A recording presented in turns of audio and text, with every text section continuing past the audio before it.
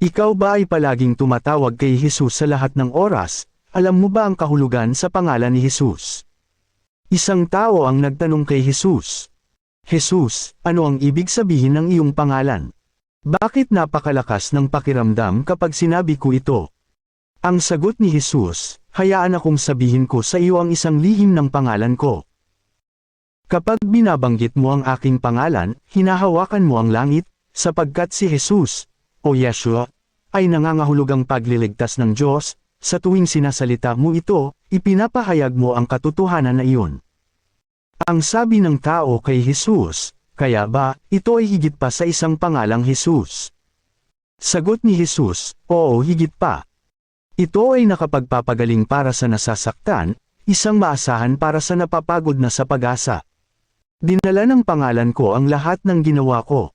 Para sa iyo, sa krus, sa libingan, at magpakailanman. Ang sabi naman ng tao kay Jesus, iyon ba ang dahilan kung bakit umiiyak ang mga tao kapag sumasamba sila at kapag tinatawag ang pangalan mo? Bakit nila itinaas ang kanilang mga kamay, Jesus? Sagot ni Jesus, oo, naalala nila kung paano ko sila hinawakan sa kanilang pinakamadilim na gabi.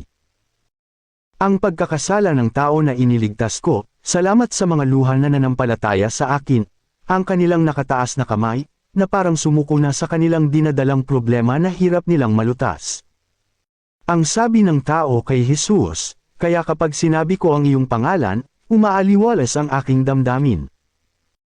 Sabi ni Jesus, ang mga kadena ng problema ay sinisira ko, ang baha ng damdamin ay ginawa kong kapayapaan, ang mga anghel ay gumagalaw, kahit nabulong mo lang ito na nasasaktan ka, ay naririnig ko ito, kahit na ang masasabi mo lang ay, Jesus, nandyan agad ako. Ako si Jesus. Tawagin mo lang ako sa lahat ng oras, nandito ako, at lagi akong nakikinig sa iyo, ang pangalan ko ay iyong kanlungan.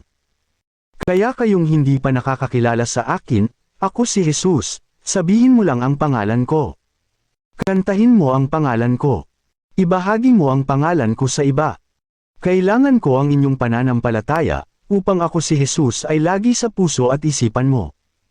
Ang sabi ng tao, salamat sa pagpapakita mo sa akin, Jesus.